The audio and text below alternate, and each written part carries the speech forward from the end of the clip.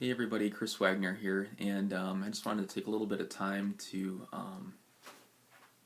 speak about God's love, Jesus' love for you, for me, for His church, and I just wanted to really kind of share an experience that happened with me between me and the Lord, and something that now just even happened today, just to kind of wrap that up just beautifully. And so, as I've been given to, so I want to freely give.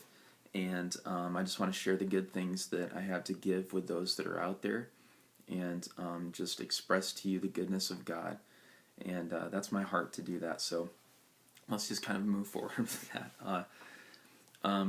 It all kind of starts out at a time in my life when there was a lot of circumstances, there was a lot of words coming from people, even people that were very close to my heart, and there was a lot of fruit and internal things inside. All of it was kind of, if I would put it all together and looked at it, had this one voice that was basically saying that God has left you, God is not pleased with you, God is upset with you.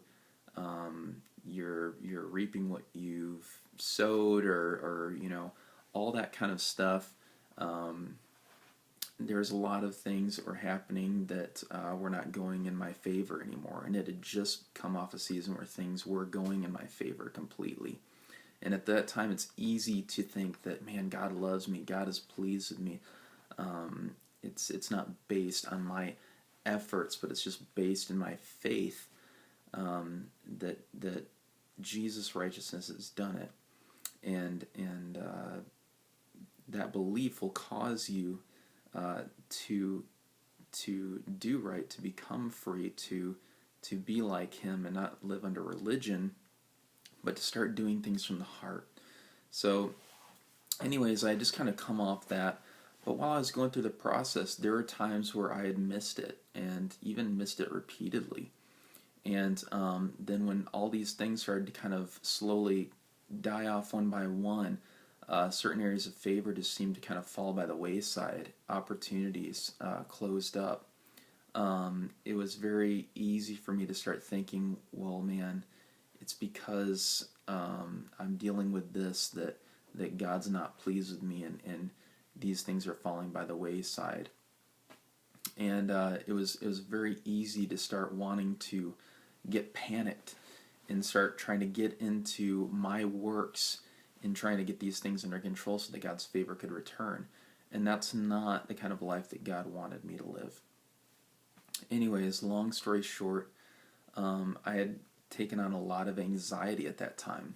A lot of fear had entered back in, and a lot of condemnation on top of it, because I had put myself back under law to keep from losing the things that I valued in life, the things that God had given me, even His favor, and relationships that were important to me, even the way I saw myself in my own eyes. So I was just getting very overwhelmed at this point, and it seemed like more and more things kept coming into my life that were pushing on those things as well. Not just things being taken away, but things pushing on them, testing them, trying them, so to speak. And it had just come to a point where it had gotten so overwhelming that where I was at, I was in the middle of something. I was working, and I had to just have some time alone. So I excused myself. I went to the restroom. And I remember this. I remember closing the door to the stall and just praying. And I knew enough at that point where I knew I needed to understand God's love. I knew that receiving His love for me, His unconditional love, was going to be the root that everything else grew out of. It was the root that started all the good in the first place, and it was kind of the grace that I had fallen from. It was the foundation. So I know I needed to get back to that. I know I still needed to meditate on that, and I needed to start fighting against all these ideas with that, even if it was just that one thing. And I knew that from 1 John. It said, we love because He first loved us. And it said, what will it profit a man, if he does all these things, 1 Corinthians gives his body to be burned, but he has not love. It doesn't profit anything. It doesn't add anything to him. He can do these things, but he won't get anything for them. Love is the only thing that will multiply, so to speak. So where you'll gain traction and get somewhere. But I knew it wasn't my love for God. I didn't have any love to give to God in of myself. The only love that I have to give is the love that I've received. So I knew I needed to just receive his love. And 1 John says we know that he loved us because he's died on the cross for us, basically, to put it in my terms. So, but it's because of his death on the cross that we know. And so I just started thinking about that. I started trying to picture Jesus dying on the cross, and he did it because he loved me. And right there in the stall, I just felt Jesus speak to me by the Holy Spirit and just say, why do you look at me like that on the cross? Why do you have this picture of me? And what he was talking about is when I saw Jesus on the cross, I would think, man, it was my sin that put him up there, and he's suffering. But he loved me so much, he was willing to go through all that. And so I'd kind of measure God's love off of he's going through all this suffering, and he's willing to go through all this suffering because he loved me. And it wasn't easy, but man, because he loved me, he pulled through, kind of thing. And sometimes it would make me feel really, really a little bit bad or a little bit lower. And it would make me feel kind of good in a religious way, in a kind of twisted religious way. It would make me feel kind of good. And I didn't even realize I was doing all this. I probably would still be doing it and not even know anything was wrong unless he would have spoken to me. Because it was the norm for me. I didn't know anything was wrong about it. I didn't see anything wrong coming out of it. But a lot of traction in getting somewhere in life, I believe now that it was partly because of this belief. And so he said, why do you look at me like that? Why do you look at like I was on that cross and I was suffering so much for your sin? And why do you feel so bad when you look at me on the cross? Why do you feel that way? And I was just, when the Lord's asking you a question like that, it's because he's addressing something that you already believe. and usually you don't have the answer to it, but he's taking you somewhere. So I was just kind of like, where are we going here, Lord? Like, just please teach me what you're going to teach me, because I know this is going to be good, but I don't know where we're going with this. So I was just kind of like, I was like, kind of like, okay, just keep going. I'm listening, And he said, you think I was up there, you think I was suffering so much for your sin, but I didn't look at it that way. He said, that's your perception of me looking at me. He said, and what he did was he started showing me his perception looking out. And he said, to me, I wasn't, I was suffering. Yeah, I was nailed to a cross. I was up there. It's not like it didn't hurt. It's not like there wasn't shame there. But he said, my mind wasn't even on that.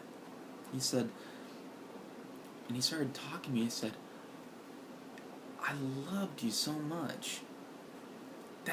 That's what was on my mind. And I wasn't thinking like, oh, this hurts so bad, but I'm going to get Chris in the end, or I'm going to get, personalize it for you, because for so-and-so, and I'm willing to go through it. I'm despising the shame, and it's so tough, but I know in the end it'll be worth it. He wasn't doing that. And see, that's what I thought. And he said, no, it wasn't like that at all.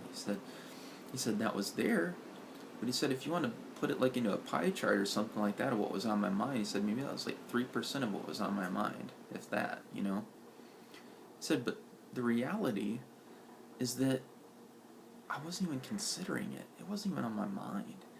It wasn't even on the table that much, or if it was just kind of this background, kind of like, whatever, it was there, but I wasn't even focused on it. He said, I loved you. My love for you. That's what was on my mind. That's what I was all about. I was loving you. I was loving you.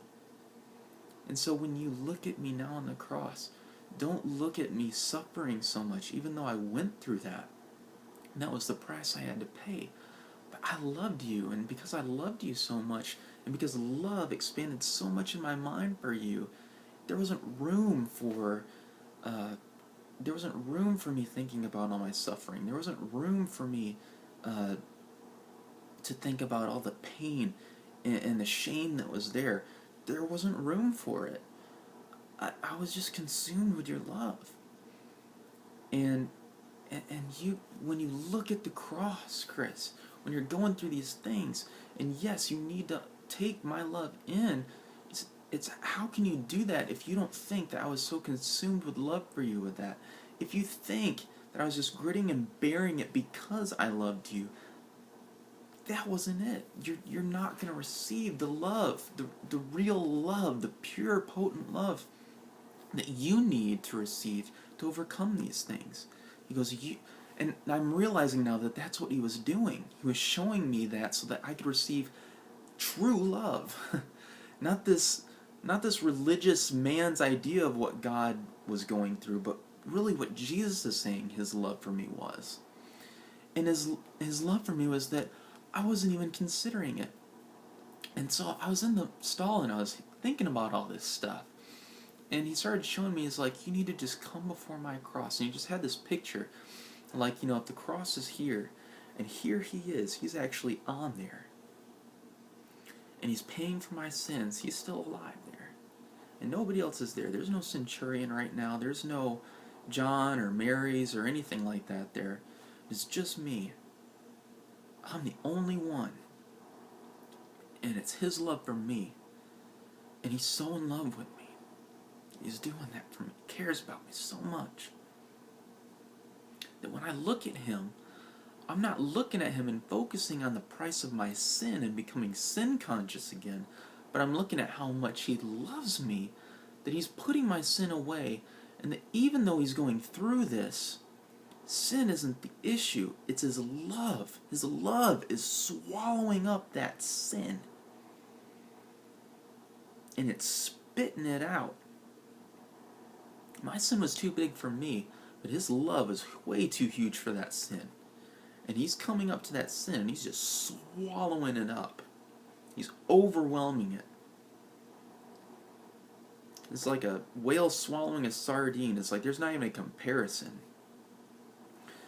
And so he's showing me, it's like, Chris, when you have all this stuff on you, all this junk, all these things and accusations and things you're still going through that are hold on to you, or trouble, or whatever it is for you, trouble, bondage, negative opinions, sorrow, grief, depression, whatever it is, even physical ailments, when all these things are on you, he said, just come up to me and look at me, stand before my cross, look at me, bearing that, knowing that I'm not suffering up there, but I'm loving you so much up there. And my love, I just saw it, and I know this may sound kind of weird, but understand, God's showing me this. This is something that he's showing me. And just let it bear witness with your heart, okay? My heart bore witness it was true. But it felt like I was just seeing this, and it was just like this orb just started like coming out of it, and it was like his love, and it was just like expanding off of him like this. And the closer I got, it allowed me to enter. It didn't just overwhelm me no matter what, but I had the choice to enter in. And so as that orb came out and it just expanded, I knew I was supposed to walk into it. I knew that's what he wanted. And so I did, and I just started walking up in my mind into that and just thinking about his love. And to me what it started showing me was it's like when I walked into there, it was like a liquid. But you can breathe in it and all that stuff. It wasn't, don't get too technical about this, but it was like when you put something in a liquid, and it's like over time you may not notice it, but over time it's like that thing remains in liquid long enough and it just starts dissolving and it just falls off one day. You return to it if you leave it in there for a few days and it falls off. Or it's like when you have like rusty nails or things like that and you put them in that solution, and it's like after a while you can come back and all the rust is just fallen off it because it's permeated that thing so much that it just broke all the rust off of it. but it keeps the nail intact, and it actually frees the nail from corruption, right? So that's what he was showing me, is like, you're like this, in that sense, you have all this rust on you, you have all this corruption, you have all these things that are saying all this stuff about you, you have all these things that you see that aren't right about you yet. And it's like, no matter what it is, if it's anything that where you're not as you should be, that's what the definition of righteous is that you're everything that you should be, okay? When you walk into my love and you just remain there. You know, Jesus said, abide in my love, so that makes sense, right? Abide in my love and my love in you, right? So you're staying in there, you're looking at my cross, and you're realizing you're not focused on my suffering, you're not focused on my sin. Because he said, you don't even have to worry about or feel bad for me, because I wasn't even thinking about that. So why do you need to be consumed with it? I'm taking it away from you, and even though I'm taking it away from you, I'm not thinking about it. You know, I'm thinking how much I love you. And so I want you to enter into my love. Enter into my love. Abide there. And as you abide there, you're going to find one day, and that whole time, it may not look like it, but that my love is just eating away at all those things. It's eating away. And you may look one day, you may look the next day and be like, and it may feel like, man, it's not doing anything. I'm still feeling this way. I'm still feeling like this. But he said, don't focus on that. Focus on how much I love you, okay? We're not sin conscious here. We're love conscious here. My love, right? So focus on that love. And it's like one day, that stuff is just going to go, and it's just going to fall off. Because it's going to be, my love's just going to be eating at that thing, and at one point it's just going to break, and it's all going to fall off. Right? So it's like, don't count your sins. I wasn't counting the pain that your sin put me through. I wasn't counting your sin. Love keeps no record of wrongs. Don't start keeping a record of your wrongs. Don't start looking at, man, I did this. God, I did this. I did this to that person. I did that to this person. He said, that's not love. And he said, as soon as you do that, you're stepping away from my love. You're stepping outside of that thing, the very thing that's going to dissolve and break that thing off. Don't do that. He said, keep looking at my love. I love you. I love you, and my love will take care of it, okay? You don't have to figure out how to take care of it. You just need to trust that my love will do it. I will do it, right? And so I thought, man, this is awesome. And I came away from that thing. I was just crying. It was amazing, right? It was just beautiful. And I was like, man, Jesus wasn't even like thinking about how much he was suffering up there. Man, so I don't even have to feel, I mean, it shows that sin has a consequence, yes. But if I really love and care and value what he did for me, I'll just step into his love, and I won't be counting my sins against me either. So this is the mindset we have to have. This is how we overcome, guys. And so I was thinking about that today, and I thought, you know, I don't really see that written in the Bible anywhere. But I just felt like Hebrews, for some reason, when I was getting ready, like Hebrews, for the joy set before me, endured the cross, despising the shame. And I never quite understood that. So I just figured I'd take some time and go into the Blue Letter Bible, go into Strong's, and start looking up some of those words there, right? So I found it, and it says in Hebrews 12:2, right? It says, looking unto Jesus, the author and finisher of our faith, who for the joy that was set before him endured the cross, despising the shame, and is set down at the right hand of the throne of God. So to me, some of those terms, they don't quite make sense to me. So I just started looking them up. And so, let's see, I took some notes here so that I could share this with you. Okay, so when it says for the joy set before him, okay? Now, a lot of times, I think nowadays most people would agree that when it says that joy that was set before him, it's not hard to believe that we were that joy, okay, the church. And not just the church, but for you as an individual, for me, I have to not just look at it as, oh, I'm one in a sea of people to him. No, he did it just for you, okay? You need to look at it like, even if everybody else wouldn't have done it, he still would have done the same thing just for you. And in a sense, he did. He did it just for you. You were on his mind. For me, I say my name, Chris Wagner. He did this for me, for Chris Wagner. I see him going up the hill. with that cross, and he's doing it just for me. He's doing it. Now, is he doing it for other people? Yes. For the whole world. But man, he's doing it just for me. Just for me. He loves me that much to do that. Okay?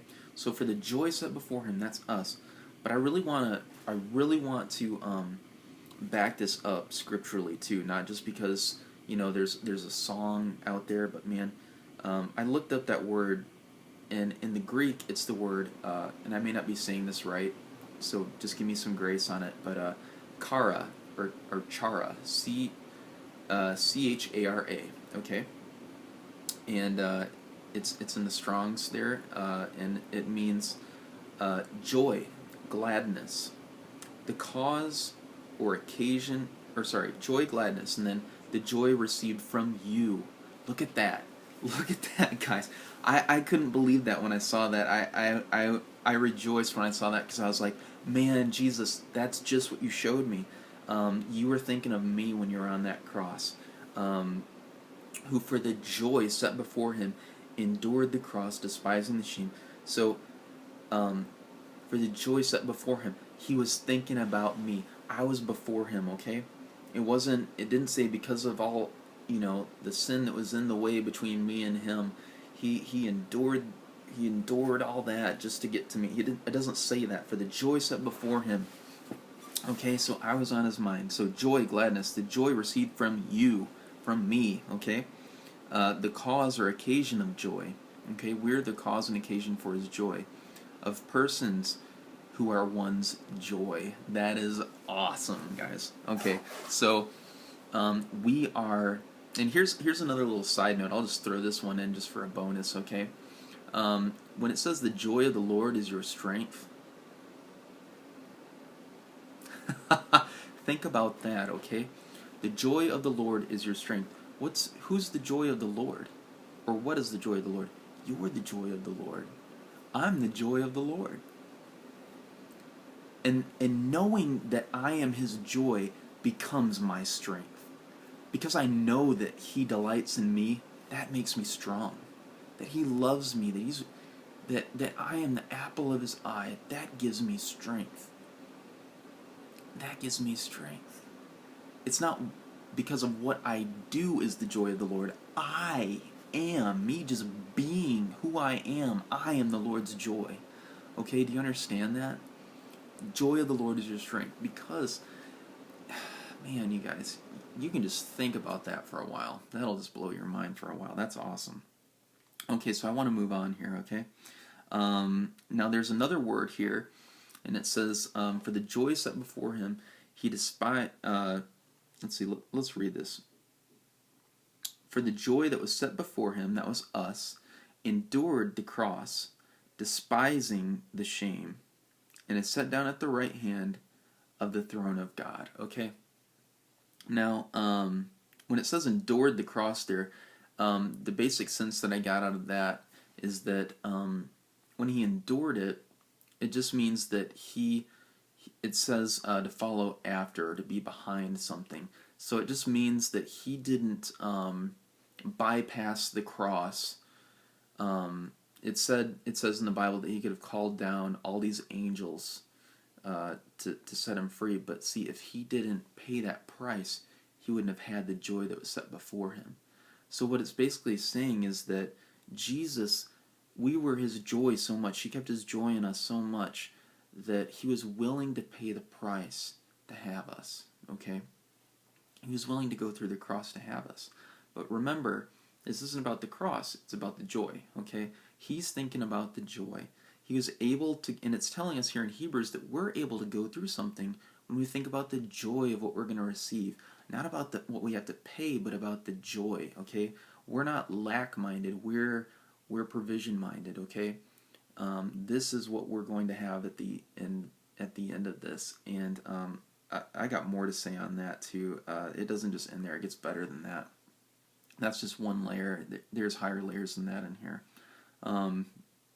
Despising the shame, okay? So let's read it again. Looking unto Jesus, the author and finisher of our faith, or of faith is actually more accurate. The author and finisher of faith, who for the joy that was set before him endured the cross, Despising the shame. Okay, despising. What is that word despising? I got excited when I saw this.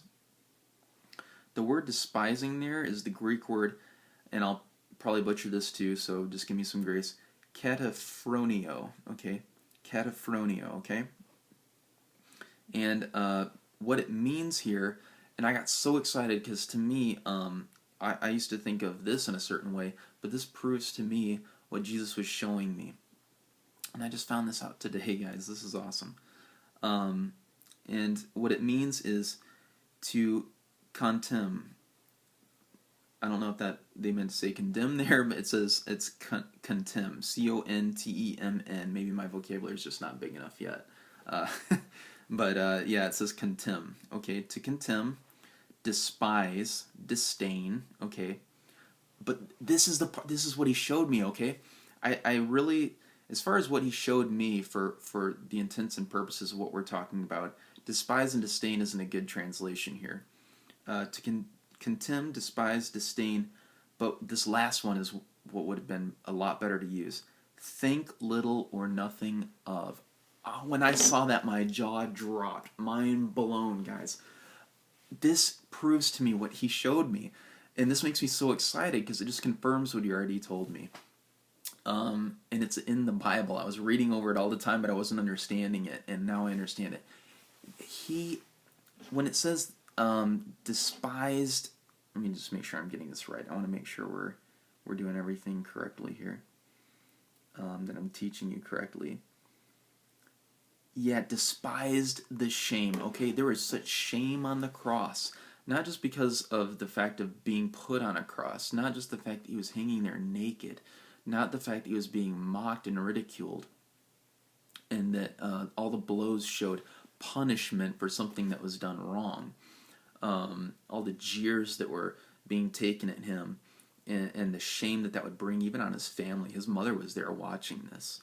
Okay, and people in the community were there, and it was along a road that went into the city so that everyone would see this.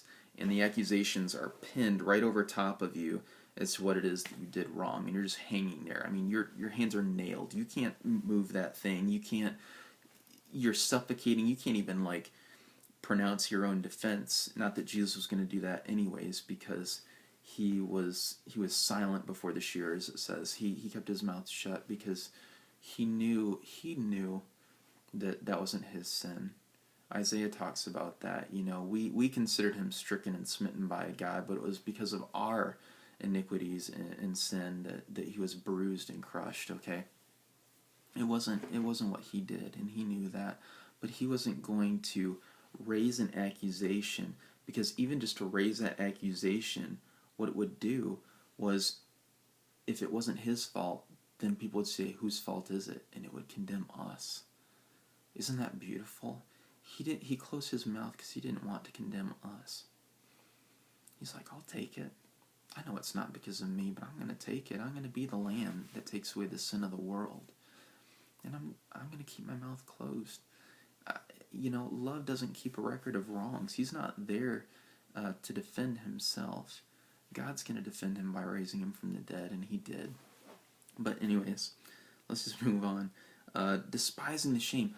Okay, so that word despise there, that Greek word, actually means to think little or nothing of it. So when he's up on that cross, and all this shame is coming on him, all the weight of the sin, all the suffering, all of the physical torment, the mental anguish, the guilt, the depression, the physical problems, the cancers, the handicaps, the missing limbs, the Down syndrome, the being poisoned, the radiation poison, whatever affliction a person could have, the poverty, the just broken bones, just anything a person could suffer. All those things, the judgment, the fire, all that stuff, anything that could come against a person that is not as they could be, everything, the forsakenness of God, all those things were just coming on him at that cross, okay? The wages of sin, all that stuff was just coming on him at the cross, okay? It was being transferred into his body, and he was taking that on. Of the world, you guys. It wasn't just mine. Think about that. We have to take ours and think of ours as going on there. We have to be conscious of that. But even on a broader scope, if we want to look at it from, just in general terms, I mean, the whole world, it was coming on him, okay? And he considered it little, light, or even it says not at all. He didn't even consider it. That is amazing, you guys. That is incredible. That blows my mind away. His love was so great for me, so great for you, okay? That the weight and the sin of the world, everything not as it should be in the world came on him, and he didn't even consider it. It's not like he had to keep putting it out of his mind, like he didn't consider, like, I'm not going to consider it, so I'm not going to consider it. No, he didn't even consider it. He didn't even, whatever. He didn't even think about it.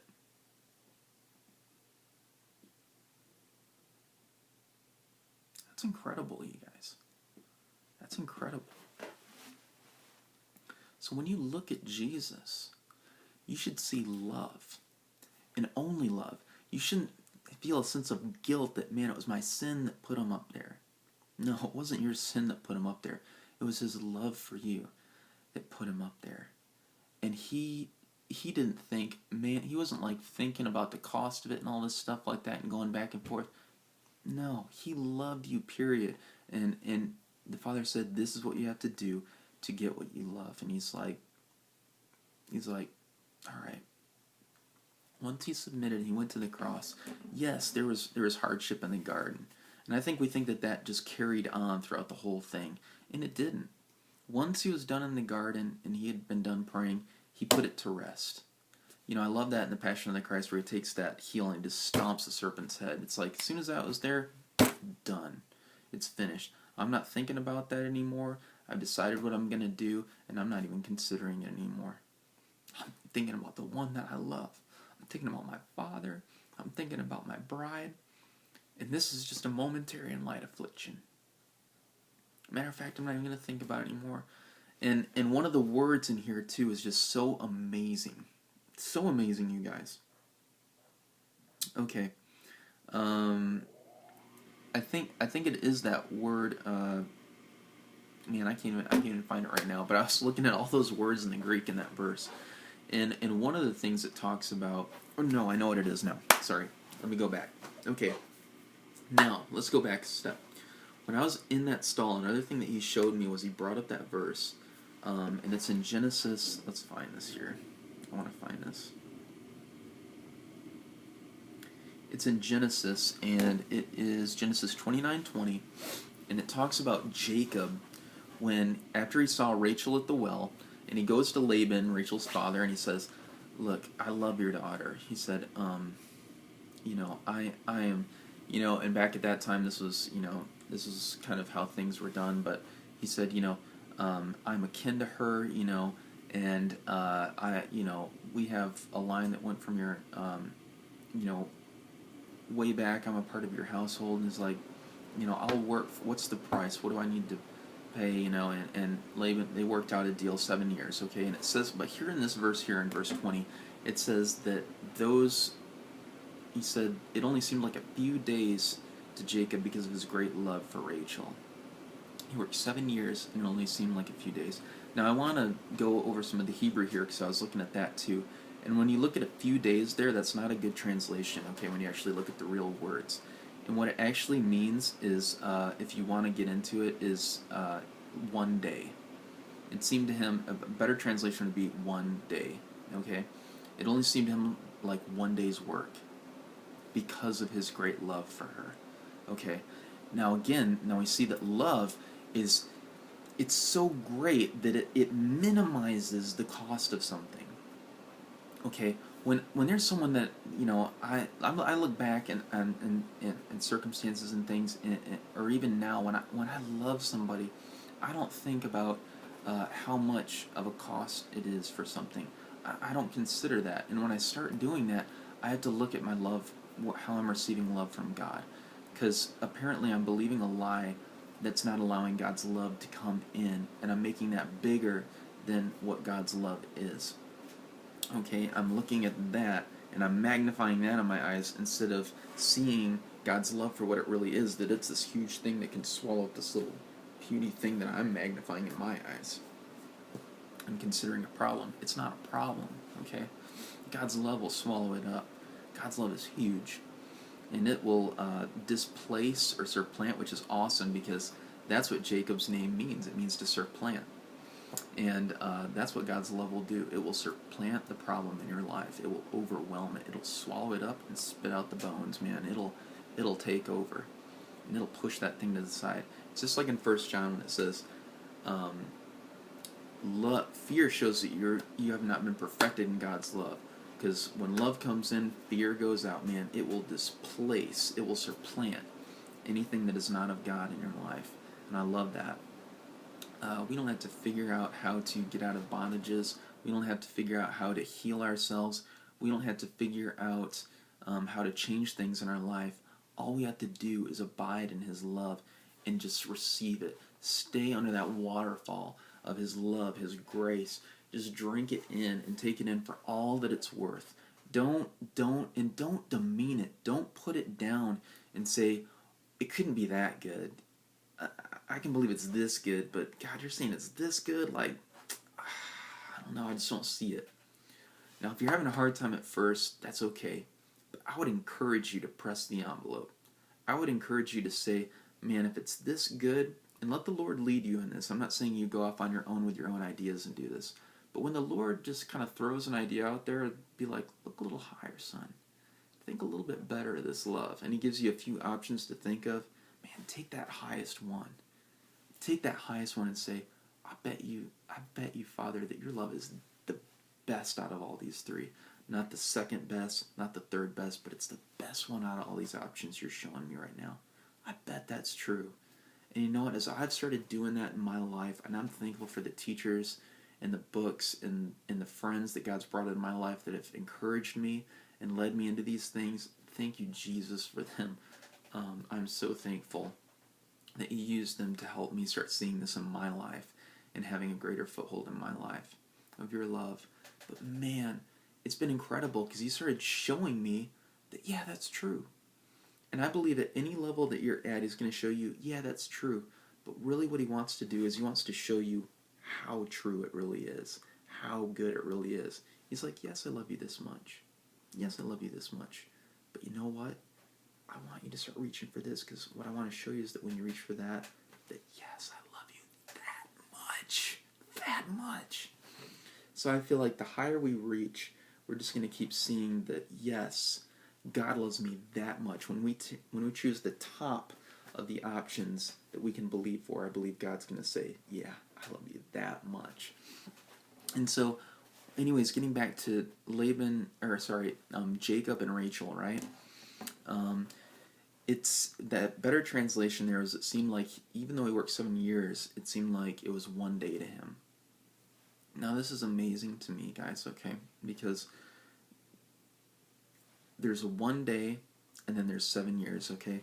The word 7 there, it's kind of like, you have to understand in Jewish culture, 7 there is kind of like, it's, when I looked it up even in the Strongs, it says it's kind of like a cardinal number.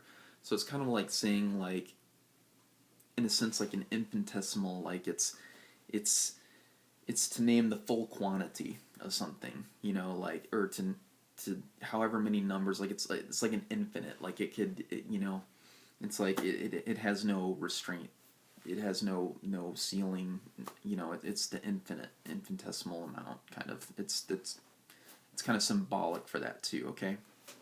Now there's an actual 7, okay? But it also figuratively, it can be like, this is the cardinal thing, like it's the full amount, you know what I mean? It's the fullest you can go. So